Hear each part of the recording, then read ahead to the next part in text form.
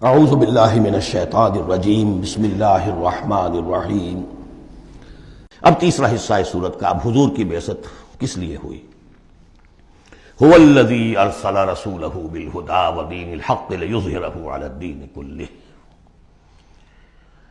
یہ خاص آیت میں آپ کو بتا چکا ہوں کہ انبیاء کی بعثت، رسولوں کی بعثت کے لیے بشیر، نذیر اور مذکر، مربی، معلم، یہ سارے الفاظ، شاہد، یہ سب مشترک ہیں۔ یہ صرف محمد رسول اللہ کے لیے ہے اور 3 دفعہ ہے۔ وہی ہے اللہ جس نے بھیجا اپنے رسول کو صلی اللہ علیہ وسلم الہدا، کامل ہدایت نامہ جو ان پر کامل ہو گیا، اور دین حق، وہ میزان جو دی گئی تھی تمام انبیاء کو، وہ میزان اب کامل ہو کر دین حق، سچا، مکمل، عادلانہ، مبنی بر عدل و قسط نظام زندگی ہے جو بن گیا۔ کس لیے بھیجا ہے؟ لیظہرہ، سے غالب کریں۔ یہ نہیں وہ پامال رہے اور 30 لاکھ لوگ حج کرتے رہے، بس اللہ اللہ خیر صلی اللہ۔ رہ گئی رسم اذاں روح بلالی نہ رہی، فلسفہ رہ گیا تلقین غزالی نہ رہی۔ یہ 30 لاکھ آدمی اگر کفن باندھ لیں اپنے سر سے تو دنیا میں انقلاب آ جائے گا نہ آ جائے؟ حج کریاؤ، رمضان کا عمرہ کراؤ، ریچولز، نئے ریچولز، حرام سے کمائی کرو اور عمرے کرو۔ هو الذی ارسل رسولہ بالہدی ودین الحق لیظہرہ علی الدین کلہ ولو کرہ المشرکون۔ مشرکوں کو تو یہ پسند نہیں ہوگا۔ مشرک چاہیں گے توحید کا نظام قائم ہو جائے، اللہ کی حکومت پوری زندگی پہ قائم ہو جائے۔ اب مشرک کون ہے؟ مشرک صرف بت پرست نہیں ہے۔ سب سے بڑا مشرک وہ ہے جو کہ ہیومن سوورنٹی کا اعلان کر رہا ہے، وہ تو خدائی کا اعلان کر رہا ہے۔ بت پرست نے تو یہی سمجھا ہوگا یہ کوئی دیوی ہے، دیوتا ہے، کوئی ہماری سفارش کر دے گا۔ اس کے علاوہ وہ تو خدا بن رہے ہو تم کہ ہم حاکم ہیں۔ یہ دعویٰ تو نمرودیت کا دعویٰ ہے، یہ دعویٰ تو فرعونیت کا دعویٰ ہے۔ حاکم ہم ہیں۔ الیس لی ملک مصر وہذہ الانہار تجری من تحتی۔ فرق یہ ہے کہ وہ ایک شخص ہوتا تھا، اب پوری قوم ہے، بس اور کچھ بھی نہیں۔ وہ کبھی پسند نہیں کر سکتے۔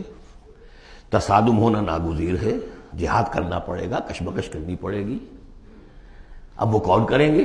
جو اللہ کو ماننے کا دعویٰ کرے اور رسول کو ماننے کا دعویٰ کرے۔ اگلی آیت پڑھ لیجئے، یا ایھا الذین آمنوا هل ادلکم علی تجارۃ تنجیکم من عذاب الیم۔ اے ایمان کے دعوے دارو، کیا میں تمہیں بتاؤں وہ تجارت جو تمہیں دردناک عذاب سے چھٹکارا دلا دے؟ تؤمنون باللہ ورسولہ وتجاہدون فی سبیل اللہ باموالکم وانفسکم۔ ایمان لاؤ اللہ پر جیسے کہ ایمان لانے کا حق ہے۔ سورہ نساء میں بھی پڑھ چکے ہم، یا ایھا الذین آمنوا آمنوا باللہ ورسولہ والکتاب الذی نزل علی رسولہ۔ سورہ حجرات میں ڈیفینیشن مومن کی یہی ہے، انما المؤمنون الذین آمنوا باللہ ورسولہ ثم لم یرتابوا وجاہدوا باموالہم وانفسہم فی سبیل اللہ۔ تؤمنون باللہ ورسولہ وتجاہدون فی سبیل اللہ باموالکم وانفسکم ذالکم خیر لکم ان کنتم تعلمون یغفر لکم ذنوبکم ویدخلکم جنات تجری من تحتہا الانہار۔ وہ تمہارے لیے تمہارے گناہ بخش دے گا، تمہیں داخل کرے گا ان باغات میں کہ جن کے نیچے نہریں بہتی ہوں گی، اور ان باغات میں مسکن دے گا، مساکن طیبہ، بہت پیارے، بہت اعلیٰ، فی جنات عدن، ریزیڈینشل گارڈنز میں۔ ذالک الفوز العظیم، یہی بڑی کامیابی ہے۔ یہ بہت اہم نکتہ ہے۔ بندہ مومن کی نگاہ اس کامیابی پر جمی ہونی چاہیے، دنیا کی کامیابی پہ نہیں، دنیا میں دین کی کامیابی پر بھی نہیں۔ آپ حیران ہوئے کیا کہہ رہا ہے؟ نصب العین صرف آخرت۔ اگر آپ نے دنیا میں کامیابی کو نصب العین بنا لیا تو گڑبڑ ہو جائے گی۔ پھر آپ کہیں گے یہ تو صحیح طریقے سے کام نہیں ہو رہا تو ٹیڑھے سے کرو، سیدھی انگلیوں گھی نہیں نکل رہا تو ٹیڑھی کرو، بائی ہوک اور بائی کروک، جیسے کوئی ہاکی کا پلیئر چلتا ہے لے کر کیری کرتا ہے۔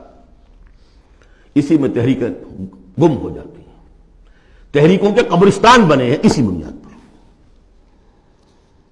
تم دیکھو تمہارا فرض یہ طریقہ کار، یہ اس طریقے پہ کام کرتے رہو، نتیجہ نکلے نہ نکلے تمہیں اس سے کوئی بحث نہیں۔